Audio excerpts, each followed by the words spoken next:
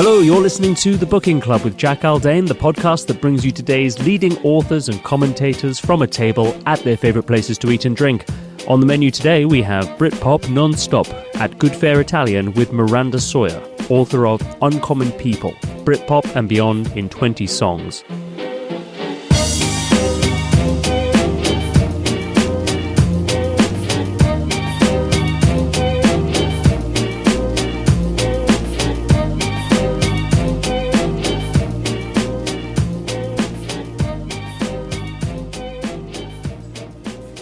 Miranda Sawyer, thank you very much for joining me on the Booking Club. You said you wanted to come to an old cafe. It's no longer that, but it's in Camden, just off of, I think, Parkway, isn't it? Yeah, we're on Parkway. So, the reason why I chose it is I've basically written a book that's kind of about Britpop, but it's expanding out from Britpop.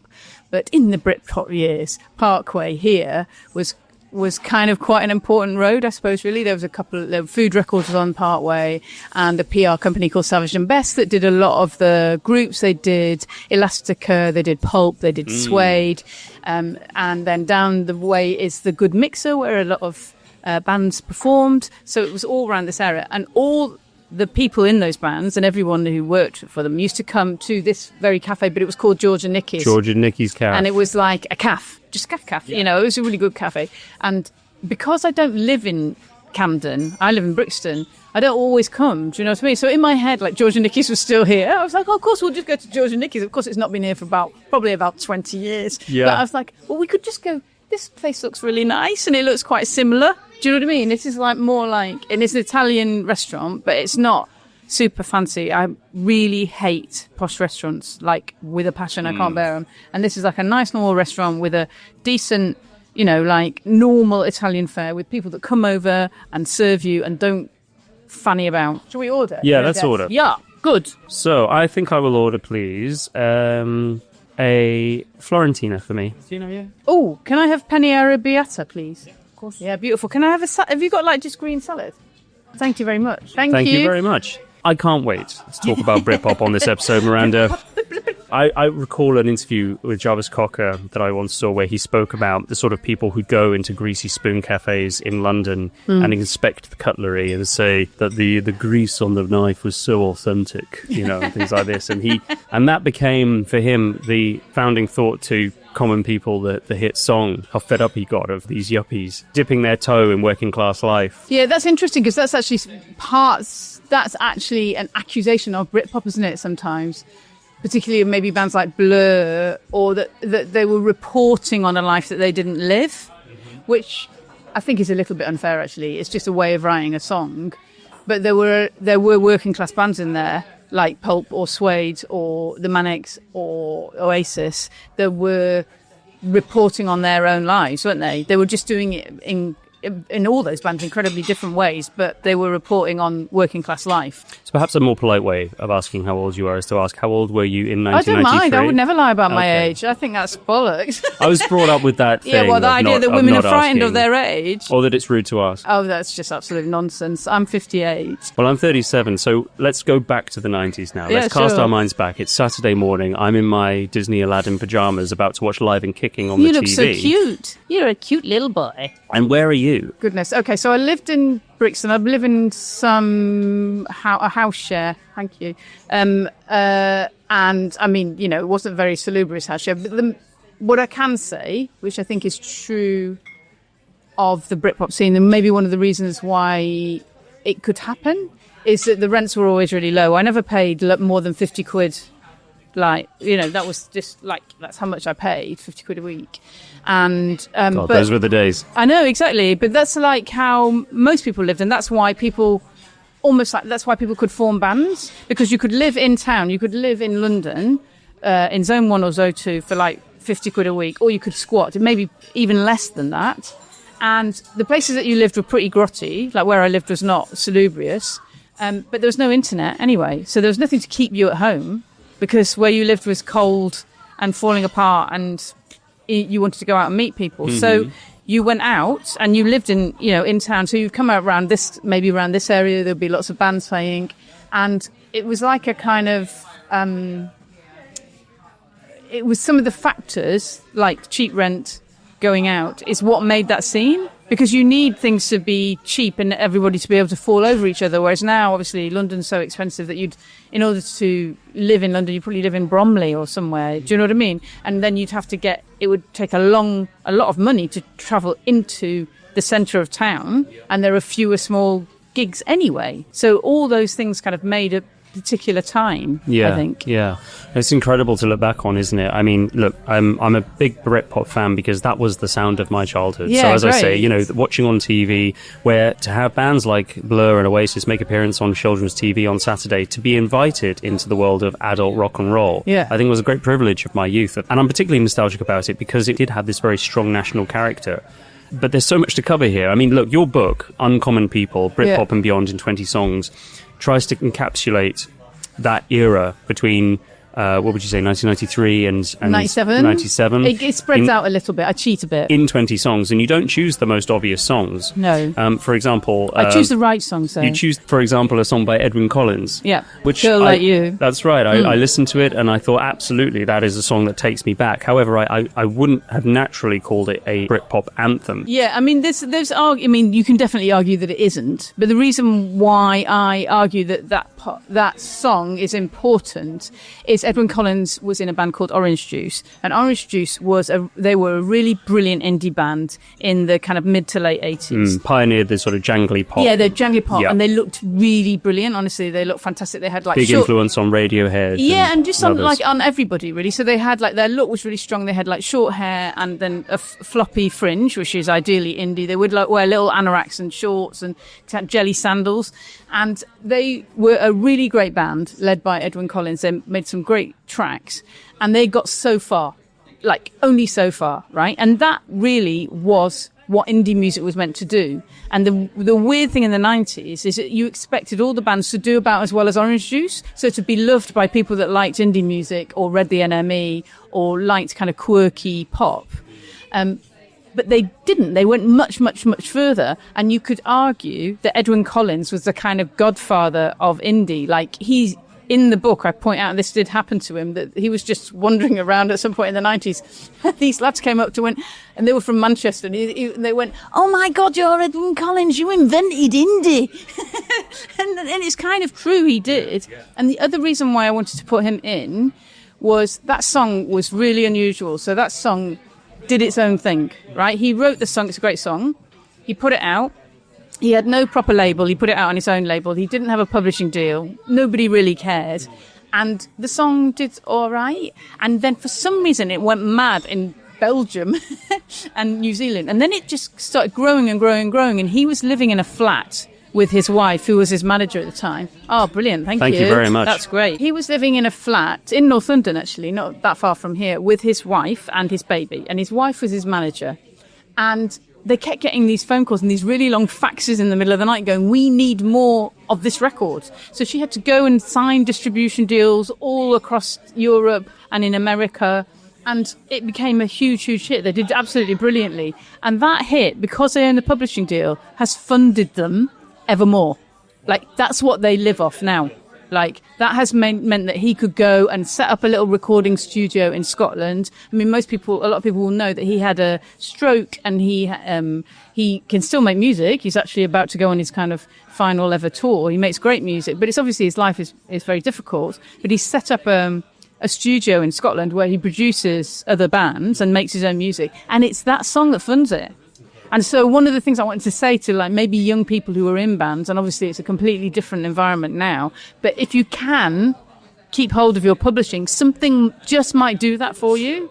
It just might. Well, that's incredible. Already you've mentioned two things that remove the past from the present in so many ways. The differences, the changes in music as we've seen over the last 20 years. And I mean, I as I say, as a millennial, I've been kind of overwhelmed by the number of iterations of the way that music is produced and consumed. It's been quite exhausting, actually, for somebody my age to have to constantly adapt in this way. Imagine what it's like if you came from the era of vinyls. Well, now these vinyls, they just hang as decorative features they do, in there's one just by my Italian ear restaurants. by Paul Blake and the Bloodfire Posse, Rubber Dub Soldier, pinned to the wall.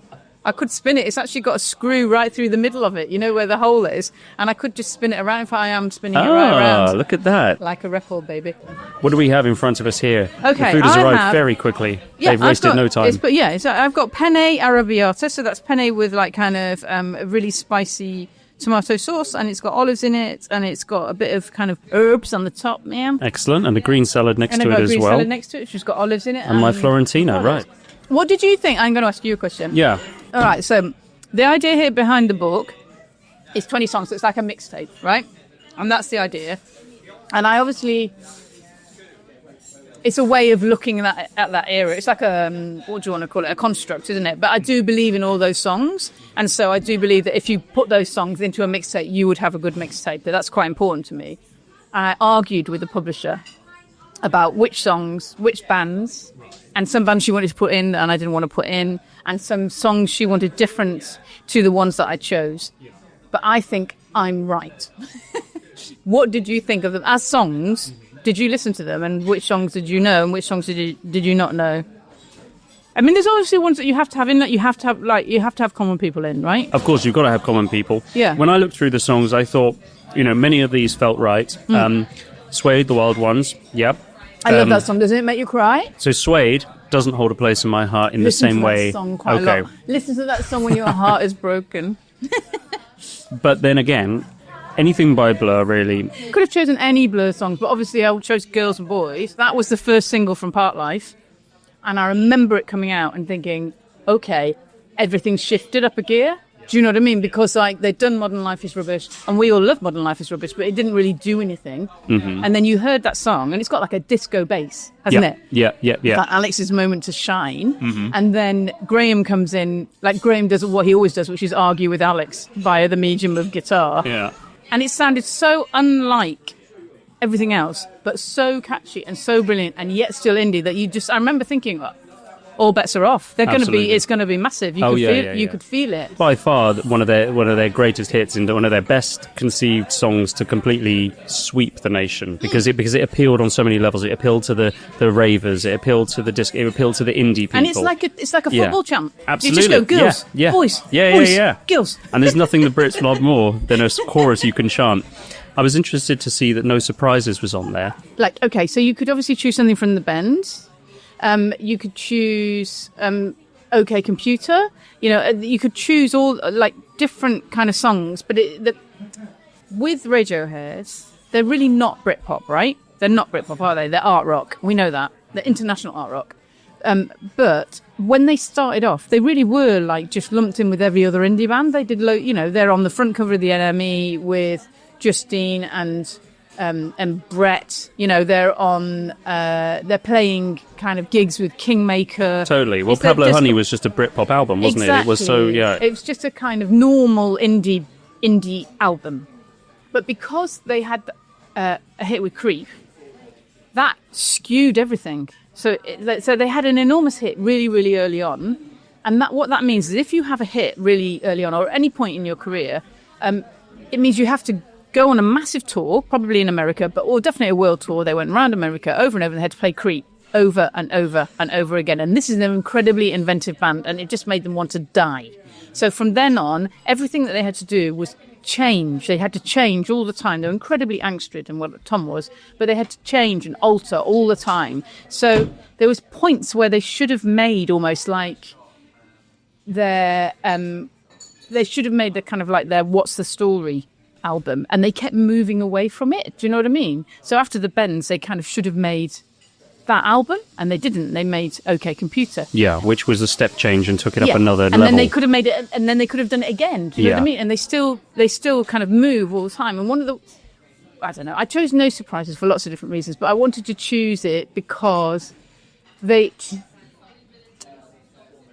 could have chosen Karma Police. I mean, Karma Police to me directly references Britpop. Because it says, it's really funny, but it goes, arrest this girl, her Hitler hairdo is making me feel ill. Yeah. That's about Britpop. That's the orange juice flocky fringe. Yeah, exactly. And so, there's lots of songs you could have chosen, but I chose it because I also wanted to kind of reference two factors. And one is that Radiohead made really amazing videos, like properly beautiful little bits of art. And the video for No Surprises is one that most people will remember, but it has basically Tom York is inside a big kind of helmet, and the helmet gradually fills up with water, and then he goes underwater for a long time in the part of the song, and then he comes up, right? Comes out of it.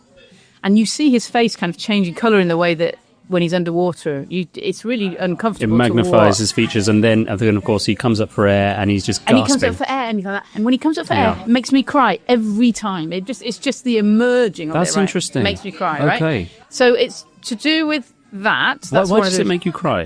Because he survives. He looks like he's going to die. He set himself a challenge, which is to hold his breath for that long, and his face changes colour. You know how it does when you can see people are losing their breath. And then he manages it. I don't laugh when I see it, but I laugh when I see the takes that it took. I don't know if you've seen the documentary Meeting People is Easy, but he obviously has to wear that thing. But a whole day. Yeah, exactly. And they're doing take after take after take. And there's one where he absolutely flips his shit. Yeah, it's really, really difficult. I mean, it's kind of pathetic. Why spend all this time just to do that thing? Yeah. But you come out with a beautiful piece of art. And that's really, really... it's really Radiohead, and I think it's something that should be kind of celebrated. But also, I chose that song because it was really hard for them to make it, right? And they knew what they wanted to do, and they couldn't do it. And in the end, they had to play it at the speed they wanted to play it, and then they slowed it down, which is actually, the Beatles do that quite a lot. But so that's why it sounds a bit queasy. It sounds a bit weird and, odd. Off in the way that Radiohead does, and also that it took them ages to do it, but it taught them something around making music, which is that you sometimes you just have to sit in and make the music, like keep going until you get it right. And that's the same with the video. So then you come out with this beautiful video, this amazing song. It's a fantastic song. It's absolutely brilliant. And it's absolutely lasted the test of time, hasn't it? Completely. I mean, that queasy sound, as you say, which was very much deliberate. They were going for an entire album that felt like car sickness. The song Subterranean Homesick Alien, those sounds on what sounds like maybe a Moog synthesizer, the strange, like, knots in your stomach type sound that just sounds like... And then when he's talking about, I wish they'd swoop down in a country lane late at night when I'm driving...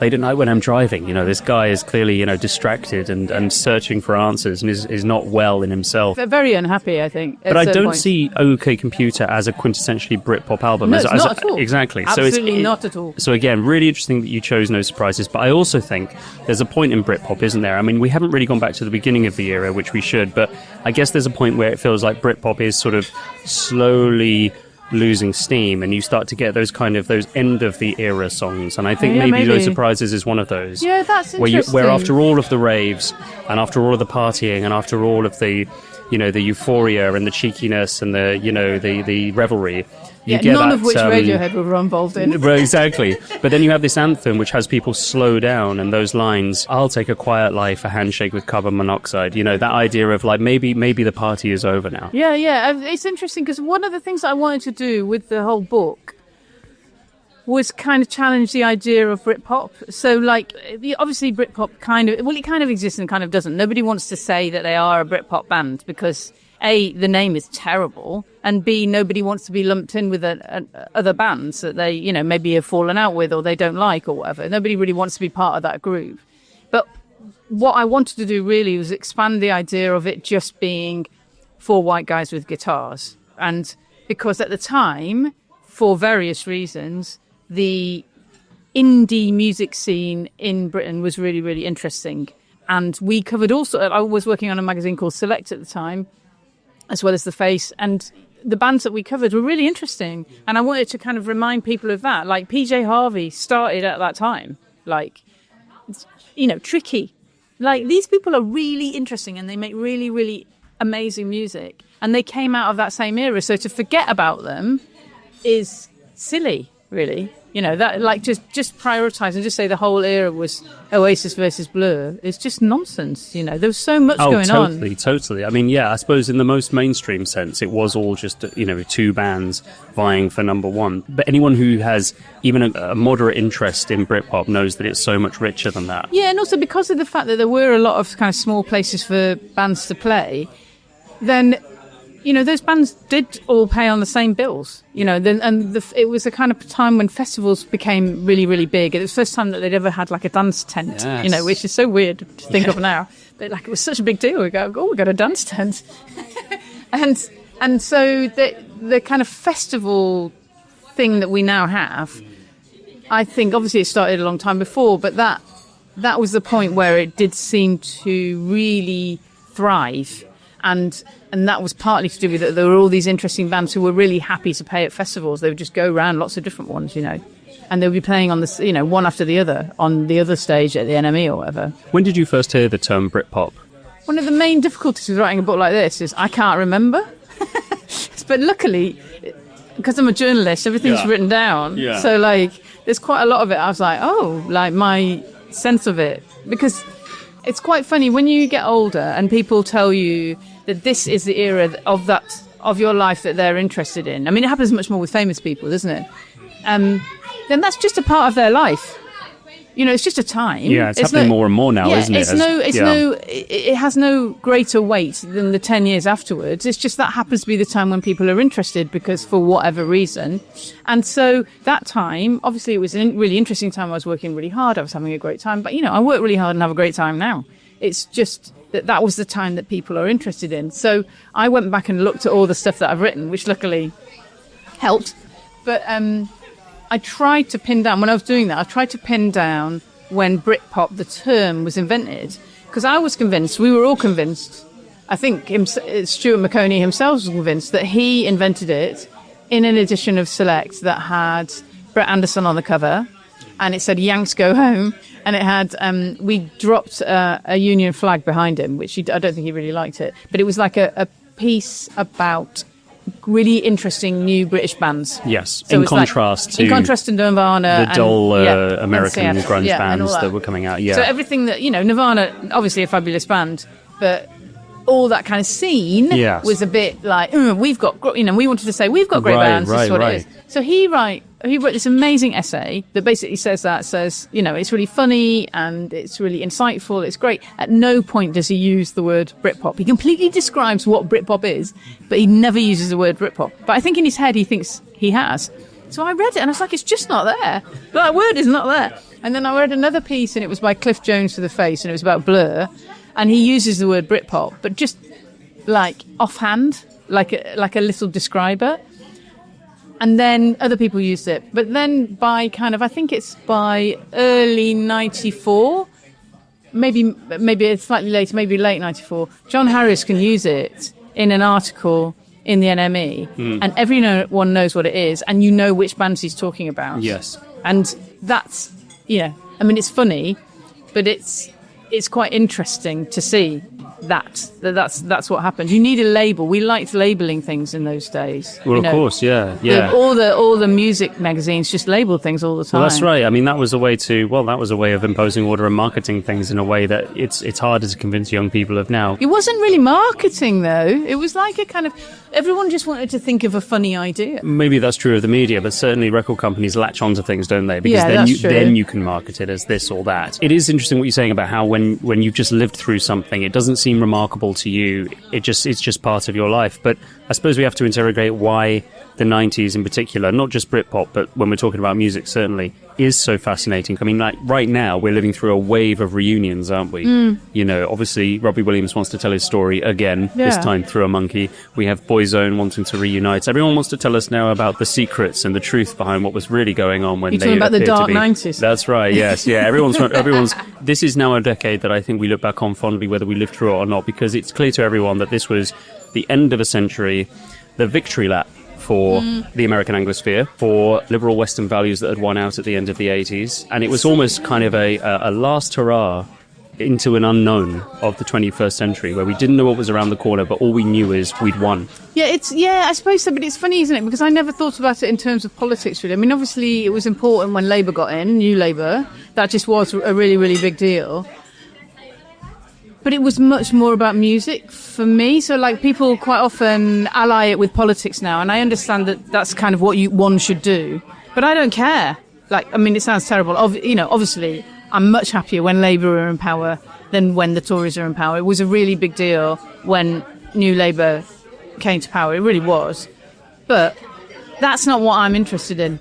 Like, the music and the style and the pop culture, or, pop culture is what I'm interested in. And that happens no matter who's in power. Yeah. It's always reacting against something. Yeah. That, like, it doesn't matter if it's Thatcher in power, if it's Blair in power, if it's Keir Starmer in power, if it's Trump in power. It will happen. I want to know about all of your experiences, because you interviewed everyone. Yeah, worked very hard. And I'd love to know about what it was like to interview these demigods. Yeah, they're not demigods. Let's just say that. That's the first thing to establish. So I suppose it's a job. It was just a really fun job.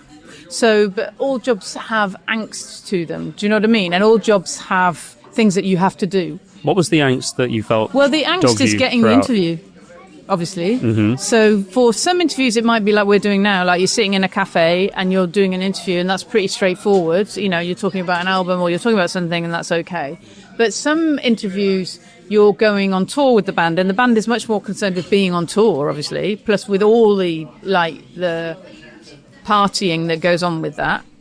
And you're arriving and you've got to kind of get in there and try and get an interview. And like, for instance, like there was a time, which is in there when I did Oasis, where I was meant to be interviewing both Noel and Liam, and like, that was the deal. But it was just at the point where they were kind of massive anyway, but it was just at the point before What's the Story was coming out, and everybody just loved them. They were massive. And so I got the interview with Noel, but I didn't get the interview with Liam. And that wasn't for me not trying.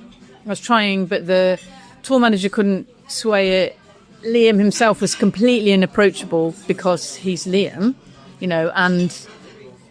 and seemed unhappy. He came into the bar after they played, and he chucked a bottle of like beer in the air and smashed something and left. I can't really approach him in that situation and go, would you like to sit down for 45 minutes and talk to me about your band? So landing those things was sometimes difficult. And once you landed them, was also the next wave of anxiety how it was going to go. Yeah, well, also, no, you weren't afraid of these people. They didn't seem like giants to you. No, I mean, they could be intimidating, but no. I was the same age as them, and we did the same things. Do you know what I mean? What was the most difficult interview you had of all the people you met? Well, there was the one that I was just talking about, the Oasis one, had a kind of fallout from it that was very difficult, which was, so because I couldn't get Liam, I interviewed Noel, and I interviewed him at this gig in Scotland, and then I didn't get Liam.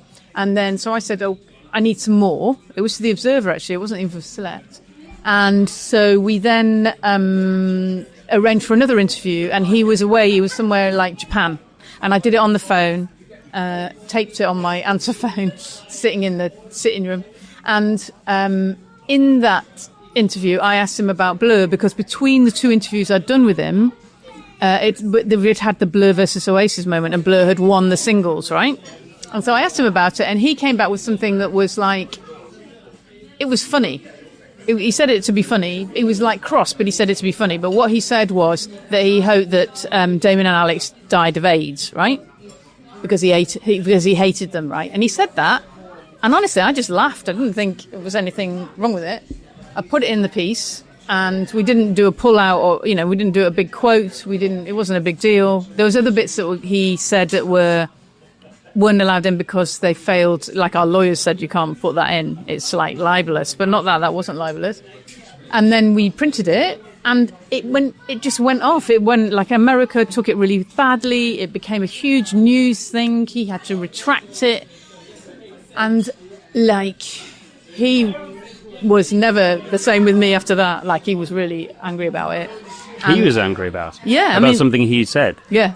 But I think he thought it was an agenda, that I'd gone in with an agenda, which is just, I'm really not that kind of person. But anyway, so it was a difficult situation that kind of rose out of something that I didn't really understand. Because there's a point also, it's a bit like what we were talking about with Edwyn Collins, with indie music from the past, is you don't expect it to get that big. So you think you're talking to other music fans. That's all you think you're talking to. And then something happened around Blur vs. Oasis, where you weren't just talking to other music fans, you were talking to the whole nation. And that's quite weird, because things get picked over and tabloidified in a way that you don't expect if you're just writing for music papers. It's not something that you really understand. And I would say two things I can think of around that. One is the Blur versus Oasis thing, and the other one was Jarvis Cocker at the Brits. Well, yeah, like kind of, making a protest about Michael Jackson. And both of those things were incredibly tabloid events. And the reason why they were is because they were events. Like, if I spoke to a tabloid journalist about this, like, tabloids don't care about, the fact that Blur have made a really big leap forwards with Park Life. I mean, they don't care. No. They absolutely don't care about that. They care about an event. Yes. So if you've got Blur versus Oasis, that's like a football match, right? And you can pick sides. And so if you're on the Mirror, or probably the Sun as well, you pick Oasis because that's your readership. They're northern, they're working class, they're cheeky, they're not art school. That's who you want to win. They were really surprised, I think, when they didn't win. And then the same with Jarvis Cocker. It's like, that's an event. Something happened. He got arrested. Michael Jackson's people were really, really upset about it. And you can choose sides. And initially, the tabloids chose Michael Jackson's side and said that Jarvis was terrible and stomped on all these small children's these small children who were performing with Michael Jackson performing Earth Song. Yeah, an accusation that then led to some litigation in which he was eventually acquitted. He was acquitted. He didn't do it.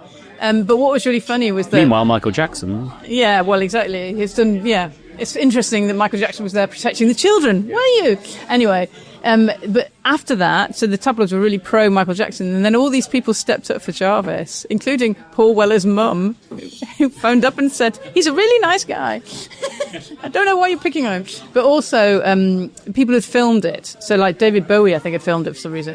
And had seen that didn't happen. And so then the tabloids flipped and were pro-Jarvis. Like, it's really interesting, isn't it, that out of the three biggest bands of Britpop era, Blur, Oasis and Pulp, Pulp were the bands that seemed sort of the most outsider-ish to the mainstream in general, yet it was their music that I think courted more controversy for its actual content than any other. Sorted Freeze and Whiz, for example, that was a controversial single. Common People was cutting. I mean, it pointed fingers. But it's an anthem. Yes, absolutely. But they... you think that people, you think that because we're in London, you think everyone's posh. Most people aren't posh. Let me just put it this way. By the time I went to university in 2006... people like the people that Jarvis Cocker is writing about in Common People were basically every third person going to university. Yeah, because it costs so much money. Yeah, exactly. And loving London life and loving slumming it in London. Yeah. Knowing that if they call their dad, you could stop it all. Oh, man, yeah. Why do you think it's important for those that lived through it and those who didn't to either learn about or reflect on the Britpop era? Why is it important today, do you think? I mean, I think it's important because... one of the things that the people who were around that time, and I would include myself in this, is we spent a lot of time telling the world that music was important. Like, we wrote about it, we would talk about it, we just said that music is really, really important. And I genuinely believe that pop music is incredibly important because it tells the story of your life, like, in a way that I think other media don't. Like, so films are fine, but you can't insert your life into Pulp Fiction. Your life is not like Pulp Fiction. It's not like that at all. So you might like that film, but if you have a song that you like, that song tells that story, but it tells your life story as well. It's really, really important. There's room for you in music, right? It's incredibly important. And I believe that pop music is incredibly important because it reflects the time, it reflects your life, it does something different over time. It's an amazing thing, right? And I will always argue that. And I think everybody of that era would always argue that. And the problem is that people believed us. So then they invented Spotify, though, because they believed us. So that now everyone thinks you can't go through life without listening to music all the time. So music becomes not a kind of privilege. It becomes a right. So you're like, okay, like, I'm here. Why can't I get Wi-Fi so I can listen to music all the time? And so it like obviously that's amazing, but that kind of reduces it to it almost being like water. Like, you walk into a flat, and you should be able to listen to music at all times and switch the water on. I agree. This is the problem, isn't it? Our lives are absolutely saturated. You could have a soundtrack to your life all day, every day. Yeah, this is one of the reasons why I like it here. Actually, is they're playing the radio. Yes, your relationship to music back in the days where it was about having to put a CD into a CD player, or having to put the needle into a vinyl, or having to put a tape into a cassette player. You had to go to the music, and you had to find it where it lived, and you had, in a sense, to wait to let that feeling and the music come together, whatever it might be. Do you think that if the moment is every moment, people aren't going to have music that speaks to their experience the way that we used to? I mean, music will. Like, it will always win. And also, like, because the other beauty of music is it's random. So, you can be... I mean, it's random if you've got a Spotify playlist or if you listen to the radio, isn't it? You just switch on the radio and there's a track there that makes you cry or whatever, like... People are always going on about, like, now I'm grown up. They're like, why aren't you listening to Radio 3? And I'm like, because I can't listen to strings in the morning. I'd just be in bits. I wouldn't do anything. I'd just be crying. Like, what are you talking about? It's all too emotional. It's just too big. I couldn't do that. I have to assume that the song that hits you in the feels hardest is in this book, but maybe it isn't. I mean, I can talk for half an hour about Firestarter. To be honest. Yeah. I suppose Prodigy were Britpop again, weren't they? But they were a band, weren't they? So even though they weren't a band, they were a band. And also they were scary in a way that Oasis... I mean, you wouldn't have had the Prodigy on Live and Kicking in the morning, would you? Yeah. Well, they didn't... Did you know that they didn't appear on Top of the Pops? And one of the reasons... They didn't appear on Top of the Pops, they didn't really believe in it. But one of the reasons why they didn't was that they knew that then the Firestarter video would be shown. Yeah. Which is just one of the best videos ever. Yeah. And, like, every kid in the world would then, the next day, go into school wanting to be Keith Flint, wouldn't they?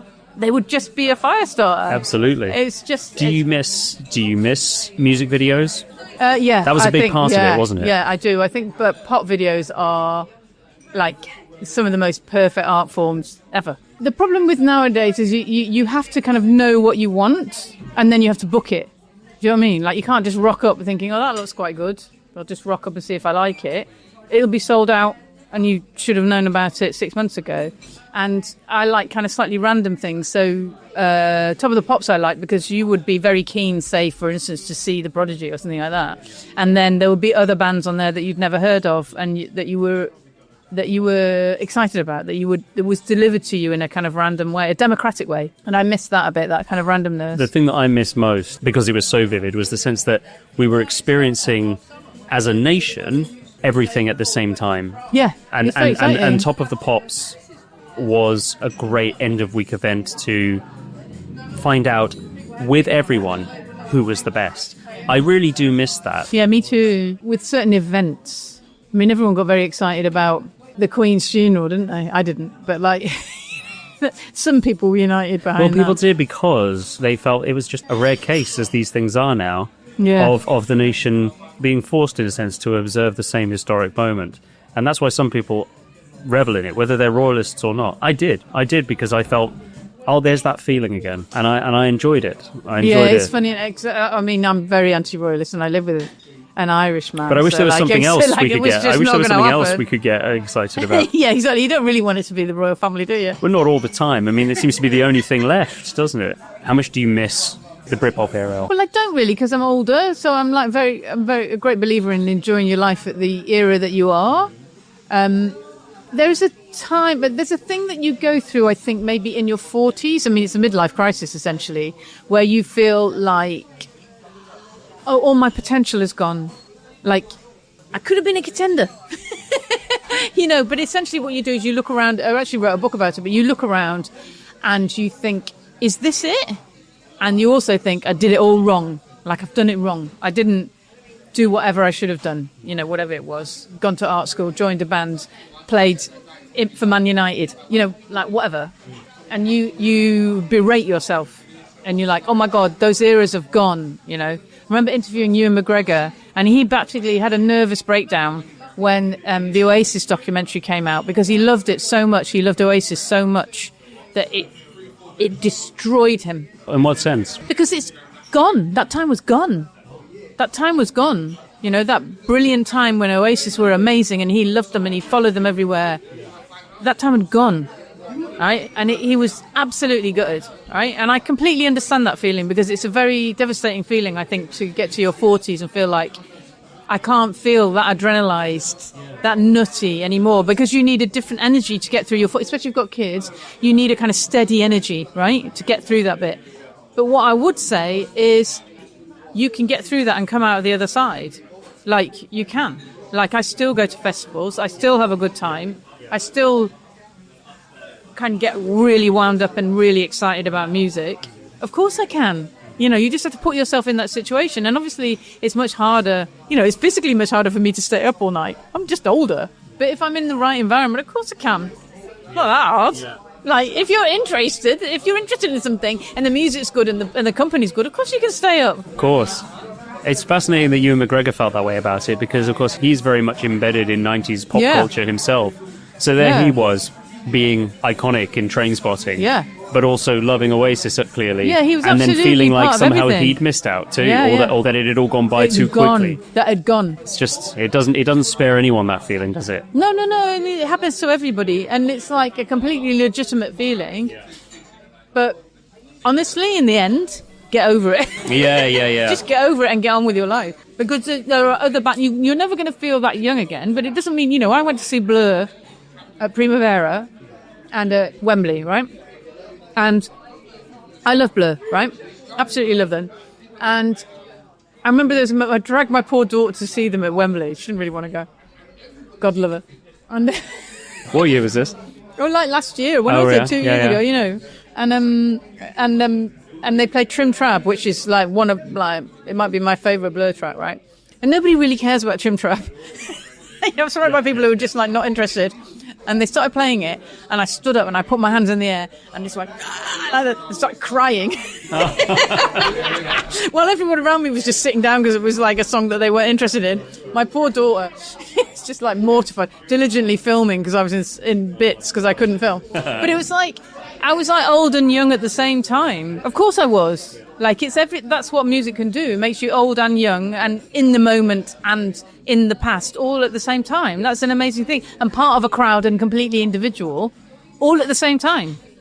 That's the amazing thing about it. You've seen Blur on several occasions, I'm sure. I've seen Blur once in 2009. It's one of the best performances I've ever seen. It was the end of my university career. And it was Glastonbury. It was the Pyramid Stage. It was the last night, and it was wonderful. And it was when they just reunited. Yeah, and they didn't think that anyone was going to like them. And they didn't think anyone was going to like them. And so they get to the end of Tender, and the crowd just keep on singing. Yeah, it's amazing. And you know the bit, don't you? And then Damon Albarn actually has to sort of withdraw from the mic and sits down and bursts into tears because he realises they never left us.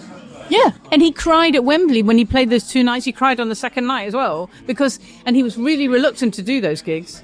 And then he did them. And he cried because it's the same thing. It means so much to the audience. And Tender's a really interesting song because if you see it like, you see it at Glastonbury, it goes out, doesn't it? It goes out towards the back, right? If you sit in Wembley, you're in a circle. And it feels like, those songs that people used to sing and they're like in the round and somebody starts a line and then somebody repeats the line and then it goes round. Do you know what I mean? Like that.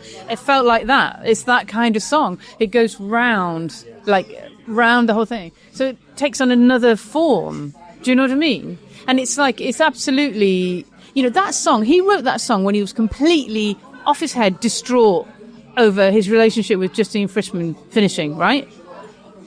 Like, imagine, like, he was absolutely gutted, right? And he wrote that song, and everybody had always said that he couldn't write with his heart. They could only said that he could only write with his head, right? He could only write about characters. That's a song from his heart when he was absolutely devastated.